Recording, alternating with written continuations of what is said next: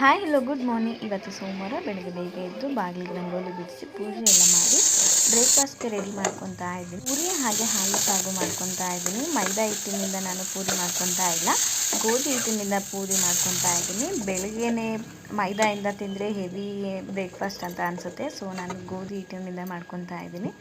ಸಾಗುಗೆ ಸಾಸಿವೆ, ಈರುಳ್ಳಿ, ಬೆಳ್ಳುಳ್ಳಿ, ಹಸಿಮೆಣಸಿನ್ಕಾಯಿ, ಟೊಮೊಟೊ ಹಾಗೆ ಬೇಯಿಸಿಟ್ಕೊಂಡಿರುವಂಥ ಆಲೂಗೆಡ್ಡೆನ ಸ್ವಲ್ಪ ಸ್ಮ್ಯಾಶ್ ಮಾಡಿ ಹಾಕಿ ಫ್ರೈ ಮಾಡಿಕೊಂಡು, ನೆಕ್ಸ್ಟ್ 1 ಗ್ಲಾಸಷ್ಟು ನೀರು ಸೇರಿಸ್ಕೊಂಡು, ಕಡಲೆ ಹಿಟ್ಟಿಗೆ 1-2 ಸ್ಪೂನಷ್ಟು ನೀರು ಸೇರಿಸ್ಕೊಂಡು ಚೆನ್ನಾಗಿ ಮಿಕ್ಸ್ ಮಾಡಿಕೊಂಡು ತಕ್ಕಷ್ಟು ಉಪ್ಪು ಸೇರಿಸಿದ್ರೆ ಹಾಲು ಸಾಗು ರೆಡಿ ಆಗುತ್ತೆ. ನೆಕ್ಸ್ಟ್ ನಾನು ಮಧ್ಯಾಹ್ನ ಅಡುಗೆಗೂ ಕೂಡ ಸಾಂಬಾರು ರೆಡಿ ಮಾಡ್ಕೊತಾ ಇದ್ದೀನಿ.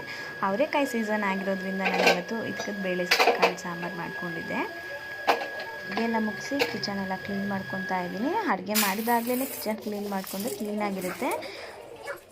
ನಾಳೆ ಬ್ರೇಕ್ಫಾಸ್ಟ್ಗೆ ದೋಸೆ ಮಾಡೋಣ ಅಂದ್ಕೊಂಡಿದ್ದೀನಿ, ಸೊ ಅಕ್ಕಿ ನೆನೆಸಿಟ್ಕೊತಾ ಇದ್ದೀನಿ. See you the next vlog.